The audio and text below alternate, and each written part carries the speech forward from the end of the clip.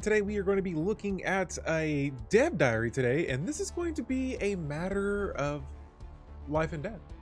Now that's the name of the dev diary today. This is dev diary 310 we're going to be taking a look at, and we're going to start by reading this here. I'm just going to go straight to the Paradox forum. We're going to read this straight from the source, get straight to it. I actually haven't had the chance to read this. I've been hearing so many good things about just about this thing here. It looks like it's a beefier dev diary. As usual, I feel like we get a lot of beefy dev diaries, but yeah, let's check this thing out. And so it says, hey everyone, this week we'll be going over changes to humanoids, necroids, and more. We'll also look at how habitats have changed over the past few weeks, and when you'll get to play with them and give us direct feedback. And it says spoiler right now. And so this dev diary did come out yesterday. They did announce this yesterday. You can now play the 3.9 beta.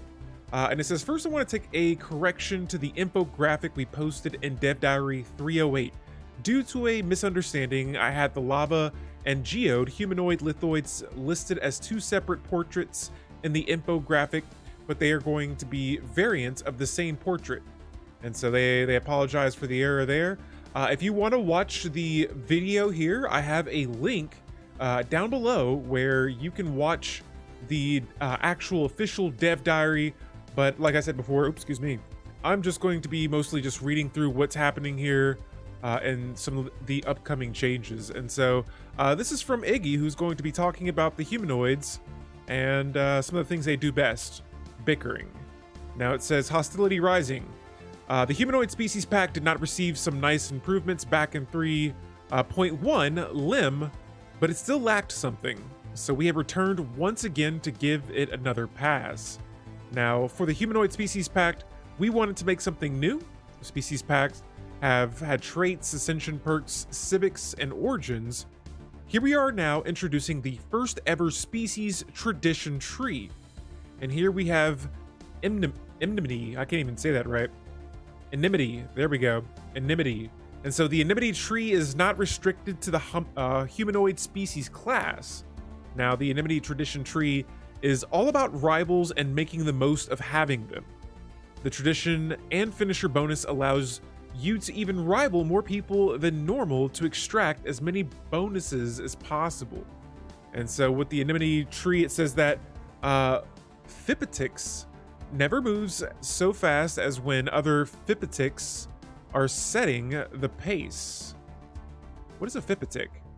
I'm not sure, but according to this, the adoption effect says that for this agenda, you unlock the second strike, and what this does is it increases pop growth per neighboring rival by 3%, and it increases pop assembly per neighboring rival by another 3%.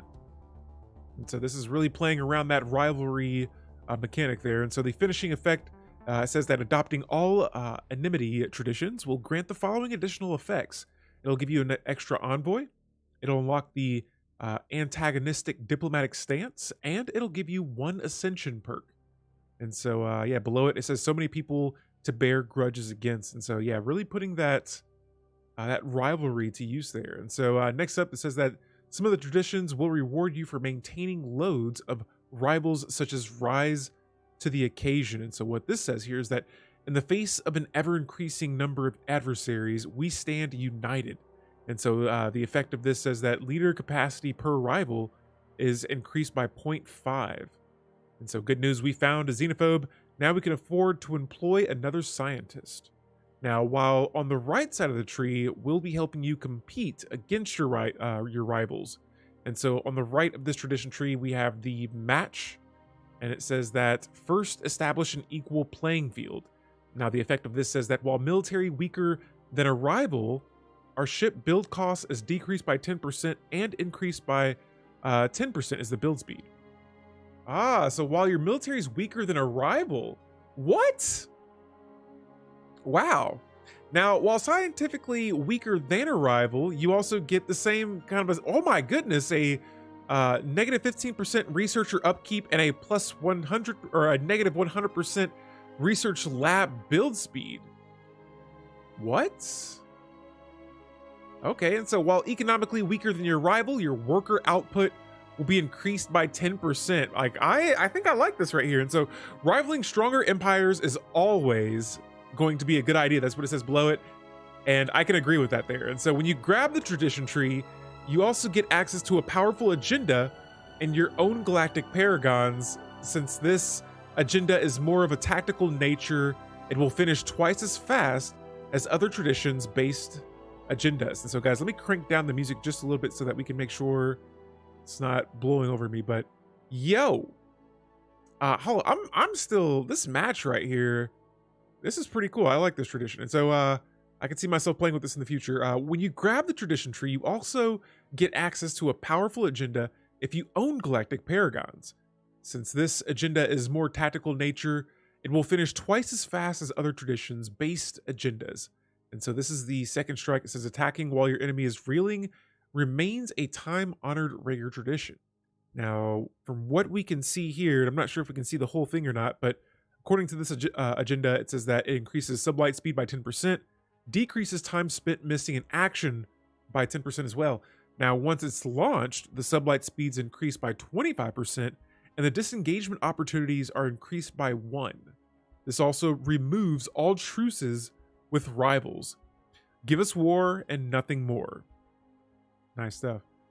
And so yeah, guys, if you're seeing anything you like so far, be sure to let me know. We're gonna be discussing this in the Discord as well. Every week whenever they release dev diaries, we try to, you know, post about it, talk about it. I'm always on Reddit looking for just different inputs and things on these as well, so that I can get a better understanding of it. And what we're gonna look at next here is, and as nice a finish, you can get access to a new diplomatic stance, granting you further benefits for rivaling the galaxy.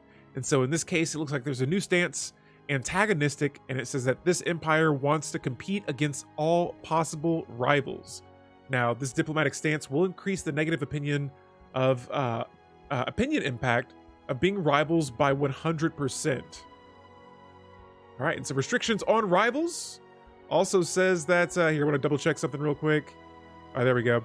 So this diplomatic stance will increase the negative opinion impact of being rivals by 100. Now, restrictions on the rivals' actions against empires more powerful than us are removed.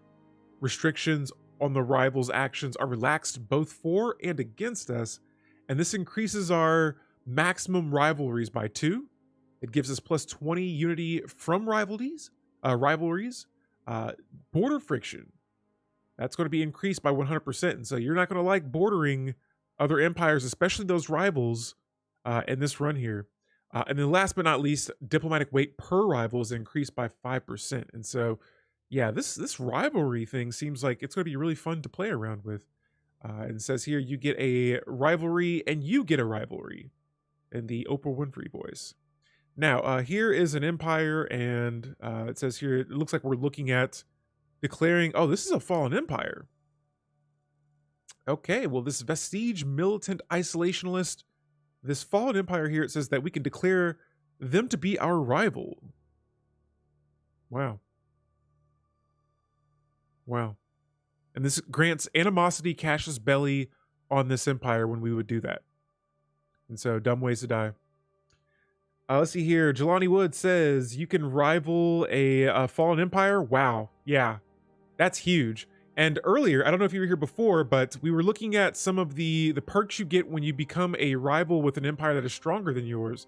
And so, in this case, if they were bordering you, which probably would not be a good idea, you're playing on thin ice here. But yeah, you'll get some pop growth modifiers. If your military is weaker than a rival, and especially if you make a fallen empire your rival in the early game, you'll get this ship build cost modifier, the ship build speed modifier.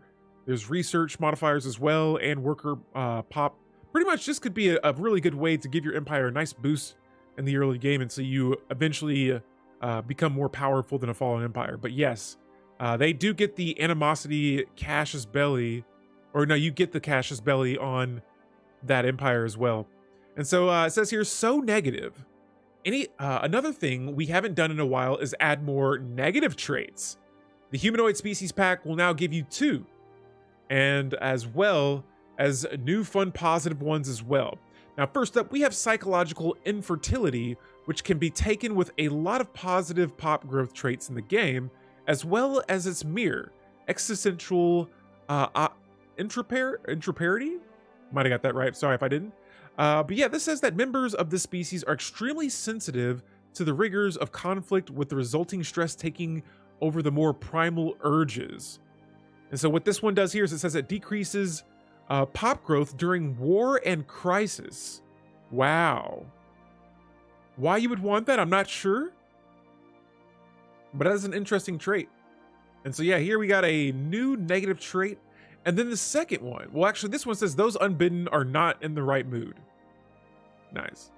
Now, existential interpretarity, or interpretarity? I can't even say that word right now.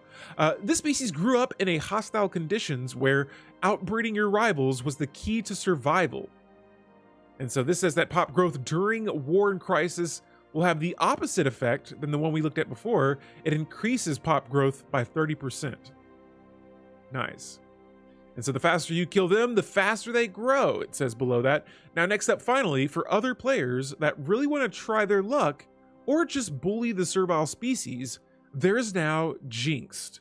And this says that leaders from the species seem clumsier and more prone to accidents or vices than average, as if cursed from birth. And this gives your leaders maximum negative traits +1. And so, yeah. Wonder if that includes robot assembly speed. If not, that could be a free trait. Could be. It very well could be. And I know the machine's got some things as well. We're going to look at that a little bit later on here. But next up, we're going to look at reinforcements that have arrived. And it looks like this is going to be some portraits. This is what our thumbnail looks like right now. It says that we also have 2 new portraits coming to the Humanoids pack. Unlike Lithoids and Plantoids, where we wanted to add more human-like variants of the phenotypes, the Humanoids pack was already full of, well, humanoids. So we decided to make 2 more and add more variety to the variable portraits. And so here we have a couple of different versions of more humanoid portraits. And it says new humanoid pack species with more hairstyles not yet shown. Now this looks pretty sweet. And so unique hairstyles and unique modifications for each variant. And so, yeah, here, like I said before, we got a couple of different variants of humanoids. And this says that dimorphism in this species is mostly in skin patterns and hair. Nice. And then it looks like we got some other art here as well. The second is a different take on badass space elves. Okay, and so diving into the elven territory here, I like this. And again, here we have our governor, ruler, scientist, general, admiral, and all of their color variants. These look great. I like these as well. Yeah, good stuff. And so here is where I'm very excited about. I heard about this. We talked about it this morning in my Discord. There will be links below if you want to check out that and talk more Stellaris. But Mechromancy, all right? Bottom right portrait looks like Asari from Mass Effect. I'm here for it. Nice. Nice. But yo, Jelani Woods, anyone else that may be watching? Mechromancy. It says the Necroid species pack has already received a large number of improvements. Reanimated armies in particular changed from being a very niche civic into a much more interesting one as reanimators, and then was expanded to include megacorps and hives with permanent employment and cordyceps drones. Now, the only one left out of the fun were machines, and I agree, I love machine species. Enter the Mechromancy Ascension perk. All right, and so here we have it below. This says that biologicals are merely a different kind of machine. We can stimulate the appropriate synapses and reanimate these creatures for our own benefit. Now, the effects of this, there's a lot. It says large weapon slot damage is being increased by 15%. Extra large slot weapon damage, 15% increased damage. Titan slot weapon damage also increased. And so defeated organic leviathans can sometimes be resurrected. Purged biologicals or lithoids may be restored as cyborg zombies. And so there you heard it. Have you tried turning it off and back on again? That's right, we got purged biological or lithoid pops, again, may be restored as cyborg zombies. That's nice. That's pretty juicy. And so Mechromancy has no prerequisites, so can be taken as a machine intelligence very first ascension perk, even better. And so here it says that Mechromancy upgrade installed. The successful installation of Mechromancy protocols will enable us to reanimate certain deceased leviathans. Organic components are inferior to our mechanical upgrades. We can engineer the flesh and produce a fast mile of organic life. Reanimator functions engaged. And so this right here, this might just be my next run. And so totally not a placeholder artwork. But yeah, this is pretty sweet.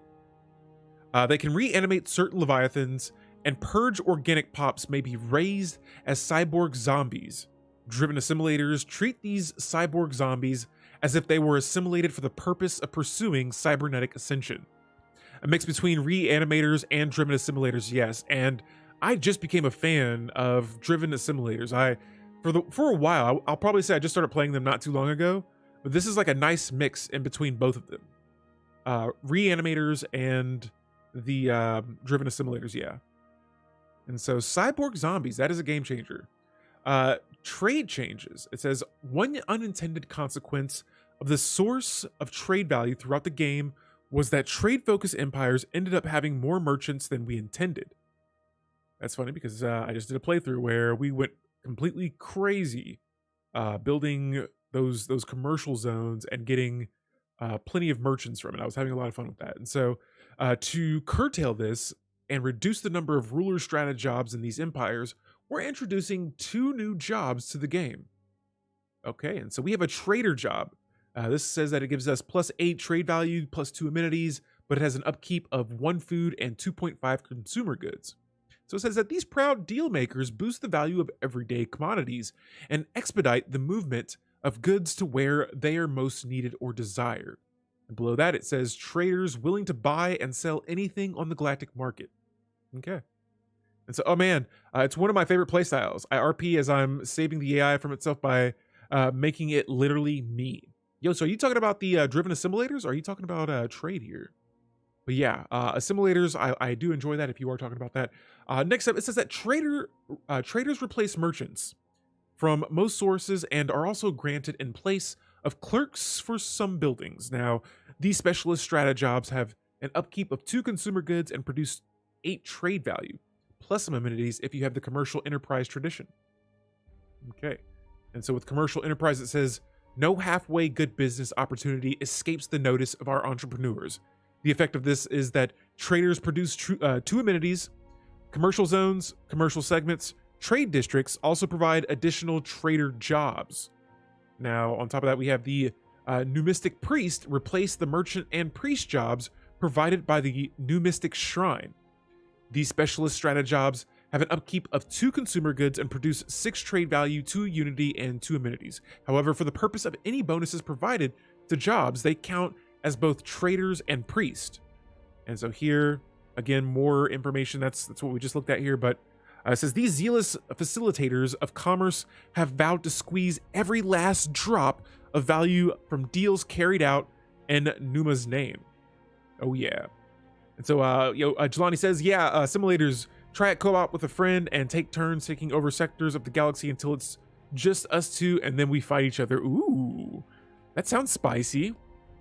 Trade leads to profits. Profits lead to profits. Now, next up, we're going to look at the humble clerk job has been rebalanced and now produces 3 trade value, 3 amenities, instead of 4 trade value and 2 amenities. Taking the trickle-up economics tradition increases their output to 4 trade value and 4 amenities, but no longer grants additional clerk jobs. All right, and so employee ownership is up next, and this says that a player fantasy that's occasionally been requested from the community is the idea of a worker-led corporate empire. After playing around the concept a bit, should it be a new authority, an origin, maybe a civic? We decided on making a worker cooperative civic without sharing too many features with shared burdens. And so this is our new civic here, worker cooperative. And it says members of this society enjoy an equal share of its labors, profits, and aspiration of the cooperative's ventures. And so what this will do is it allows employee ownership living standard, under which all pops have high consumer good upkeep regardless of strata. Now, this disables the use of other living standards. It allows the mutual aid trade policy, which converts trade value to energy credits, minerals, and food. Not bad. Now, this also replaces executive and manager jobs with steward jobs. Stewards turn consumer goods into unity, trade value, and amenities. On top of that, the modifiers of this, it says that pop demotion time is decreased by 66%. And so let's say, your pop, you have, maybe 1 leader job and you have 2 leaders living on the planet. It's going to take them 66 less percent or 66 less percent time to demote to a middle class. And then if they need to go down, so on and so forth. Egalitarian ethics attraction will be increased by 50%. Now, the council position, this has some modifiers as well. It says that the General Secretary of Unions, and this position says that empire effects per skill level. Stewards will produce 0.25 trade value and 0.25, that's 0.25 for both of those, I'm sorry, trade or amenities. And so 0.25 trade value and amenities. All right, let's keep going through this thing. Oh, it keeps going. And so this is available for generals and governors. And here are the requirements below. Now, civics that do not fulfill all of their requirements will become inactive and will not provide any of their bonuses. And then below this, it says collective cooperative cooperation creates credits. Yo, that's pretty badass. Okay, and so next up, for most of the game, a workers' cooperative empire should be entirely without the ruler strata as they replace their executives with managers. They replace their executives and managers with stewards. All right, and so I'm thinking that's going to be the steward position and the manager here in the middle. And it says no rulers here. Everybody's working. And I'm not gonna lie, I kind of like that. I don't know. Not having a ruler class, that's kind of crazy. All right, and so here it shows the steward and the trader jobs, and it shows what they produce. Administrator jobs producing 30 unity, costing 10 consumer goods, and the modifiers of this job. It says stewards replace both executives and managers. Okay, so yeah, back up here, that is a steward job. All right, and that's a trader job right next to it. But yeah, it is no longer management, just stewardship. Now, as these unique jobs provide unity and small amounts of both trade value and amenities, they're fairly useful to have even on worlds that aren't dedicated to unity production. Now, this says here that the employee ownership guarantees every worker a democratic share in their enterprise. Living costs and social responsibilities are distributed evenly to all members. And so here are the pop effects. Upkeep for rulers, specialists, and workers is increased by 0.5. All right, and that's the consumer good upkeep. Now, ruler political power, specialist political power, and worker political power are all increased by 300%. That is a lot. Now, to each voice a share and the dividends of a society built by our labor. All right, and so here it's showing me the mercantile tradition tree, and there is the adaptive shareholder scheme. It says by adopting a more flexible approach to our shareholders' contracts, our citizens can be inspired to work more effectively. Now, pops with the employee ownership living standards will have a +5 happiness and +5%. This is +5% for both of these resources from jobs. Cool stuff. And so profits to the people. The employee ownership living standard is much like shared burdens by sharing political power equally across the strata. However, instead of providing increased happiness and faster pop demotion time, it gives pops the same trade value production as utopian abundance and is further improved by a tradition swap for the civic. Okay, and so mutual aid says that by reinvesting our surplus back to the cooperative, we ensure that our members may thrive according to their needs and shared aspirations. Now, each collected trade value earns us 0.3 energy credits, 0.2 minerals, and 0.2 food. Now, meanwhile, the mutual aid trade policy allows your empire to reinvest their profits back into the upkeep for your pops. This allows some fairly powerful early game expansion if you're running a trade-focused build. Okay, and so Yeah, this is a pretty interesting, the mutual aid, another way to you know, exploit your trade value, so to say. And so Eldarin immediately took the civic and twisted it into a void dweller, relentless industrialist dystopia, screaming that the invisible hand of the free market will handle the externalities. So your utopian mileage may vary. Okay. Okay, and so the automation changes now. I don't use the automations a whole lot. I'm usually trying to juggle however many planets I'm in a run. We're going to look at this either way, though. It says that more improvements are being made to planetary automation. Based on feedback we received primarily from newer players, and I always consider myself a newer player, so we've removed dedicated automation stockpiles from the game. And that was one of the biggest things that I was just like, I don't want to spend, or I don't know, it was just like a weird mechanic that I was just like, I would rather just do this myself. So planetary automation will simply use resources from your Empire stockpile, removing one unintended, I can't even say that word right now, step from the process, as well as getting rid of some weird and unintended resource conversion quirks. And so I'm guessing there was some exploit here going on with automation settings. Now the automation setting panel now lets you restrict certain resources from use by the automation system. So you can go and do things like forbid the use of rare crystals if you have important plans for those. And so this is the automation settings tab now. You get all your modifiers and things you can do. And you can now click on the resource usage for those planets. Now habitats are up next, and I've been hearing a lot of things about this today. It says that the habitat experiment described in Dev Diary 306 has continued, and it's looking positive towards inclusion in the 3.9 Callium update. Now, following on from Eldarin's directive to simplify my habitat prototypes and the feedback we received, I've continued interrogation in our planned rework for habitats. So what's changed from 3.8? Habitats as a megastructure and colony planet are limited to one per system. Thank goodness, because yeah, the habitat spam, I just felt like that was what I was required to do in all my games in order to survive sometimes. And so, let me see, I think I just lost my track here. Oh yeah, and so yeah, pretty much we're gonna start back over here. It says habitats as a megastructure and colony planet are limited to one per system in the form of a habitat central complex megastructure, which when built spawns a colonizable habitat and major orbital.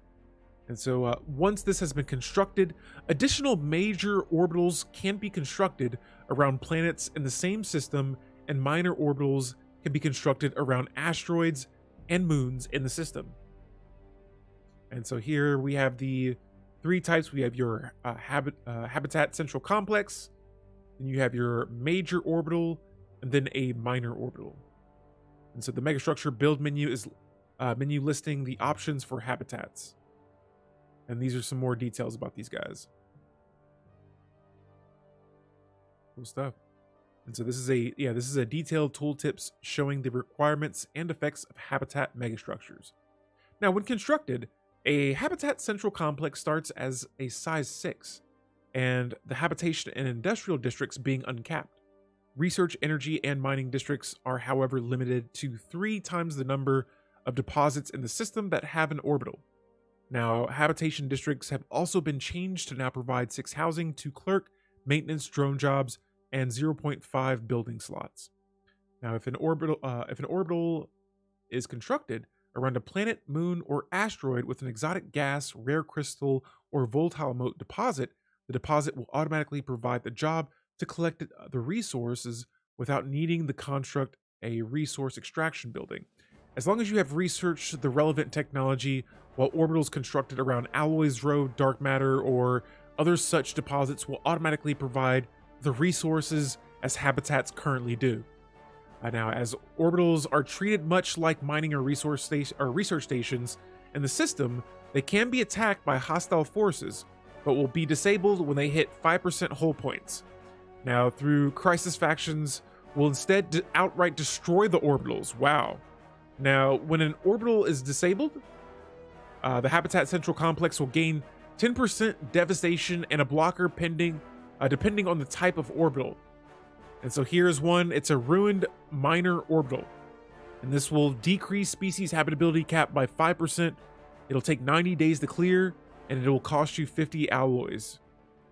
And so venting atmosphere into space is a breach of several Galcom ordinances. Here's another one. This is a ruined major orbital. And this has similar effects. I see it has a max district being decreased by 1. And this will cost more to repair, 250 alloys. And so the penalty to max district scales with the level of the habitat. Now, habitat complexes can be upgraded through planetary decisions, such as much like previously, except instead of increasing the planet size, the upgrades will now increase the habitability, which is useful since habitats now start at 40% habitability and boost the district and building slots provided by orbitals. And so here we have the 3 types. We have the habitat expansion, the advanced space habitation, and then orbital habitats. And these are the habitat technologies. Now, next up here, we have the habitat complex upgrade decisions. And so here are 2 of them. And yeah, that's what we looked at before. Now, the effects and modifiers for both Void Dweller Origins and Voidborn AP have been reworked to take these changes into account, allowing for Void Dwellers to inherit most of the effects of the Voidborn AP. Now, I'm not sure what they mean by Voidborn AP, but here we have some new, this is the effects and modifiers of Void Dwellers, and it says that this civilization has made its home in space for as long as it has maintained records. Life in a typical planetary environment is anathema to them. And so they live in several orbital habitats that were only recently united. And the effects of this says that their homeworld is an orbital habitat. For the species traits, you'll have Void Dweller and Habitat Preference. And with additional starting technologies, you'll start with orbital habitats, a guaranteed research option of habitat expansion, and then guaranteed habitable worlds will be resource-rich systems instead of colonizable planets. Oh, okay, that's pretty cool. And so for your guaranteed habitable worlds, there'll be resource-rich systems instead of colonizable planets. I just had to do a double track on that. You can also construct advanced housing buildings on habitats. And then there are some modifiers. Habitat build cost is decreased by 25%. Building slots from non-urban habitat districts will be increased by 0.25. And then jobs from habitat districts will be increased by 1. Lastly, Voidborn. This says that these are the effects of Voidborn AP. Now, we've adapted to permanent habitation in the depths of space, reducing our infrastructure needs and yielding more room for our habitats for further functions. Now, the effects of this says that habitat build costs will be decreased by 20%. Building slots from non-urban habitat districts increased by 0.25. Jobs from habitat districts will be increased by 1. And you can construct advanced housing on habitats like before. You'll get the research options too. The only things I see here are that requirements for orbital habitat. You can't have requirements for the orbital habitat technology, and requires an empty ascension perk slot. You will finish a tradition group by adopting all its traditions or research the ascension theory technology to unlock the ascension perk. Oh, okay, Voidborn ascension perk. There we go. I just answered my own question there. Okay, and so the initial habitat complex of a void dwelling empire is being shown here. Oh, okay, I guess clicking on it doesn't do what I thought it did, but yeah, this is it. You'll have your planetary features over here on the right. And here are all your districts on your habitat. Like I said before, you'll have 3 of the research, the energy and mineral districts. Your industrial districts will be uncapped. And then for your city districts, I'm not sure what that depends on, but yeah. Below it, it says the same habitat complex after constructing all available orbitals and fully upgrading it. And so now you'll see we'll have a lot more of those generator districts, mining districts, and industrial districts, while research districts kind of stay at the same, but not bad. Now, while updating the Void Dweller starting condition, we ran into an old bug. Void Dwellers with the Sol system would spawn the guaranteed habitable worlds if that setting was enabled, though the planets would be of a random planet class, but those with the Tyranny or the Trinary Void Dweller systems would not spawn these systems. To fix this, we updated both starting systems for Void Dwellers so that the first world is replaced with a frozen planet with a research deposit of a large number of research deposits scattered throughout the system, while the second world is replaced with a molten world with a alloy deposit and a large number of minerals and energy deposits scattered through the system. Now, this means that with the guaranteed habitable world setting, the Void Dwellers are instead guaranteeing a number of resource-rich systems designed for setting up habitat complexes. Okay. And so now it looks like we're going to be looking into the 3.9 Habitats Open Beta. And this says here that we've decided that an open beta would be a good opportunity to gather more hands-on feedback about the system. The beta includes early access to all 3.9.0. Here's some preliminary patch notes. And so it says that please note that 3.9 Habitats Open Beta is an optional beta patch. You have to manually opt to access it. This is how you do it. And then tuning in next week, it says that we'll be, I don't want to say we as in myself, because I'm literally just reading what the developers have left for us today in this dev diary. But next week, it says that they'll be reviewing how the open beta has been going and if there's any additional changes planned as a result of it. And so, yeah, guys, let's give a round of applause to the developers of the game. They are doing a wonderful job here. Let me know if there's something that you were looking forward to the game. Let me know if there's something you like. If you don't, and if you don't want to leave anything at all, I would much appreciate a thumbs up. Until then, tune in, and we're going to have some more Stellaris coming up later. Guys, hopefully you enjoyed. Alpha out.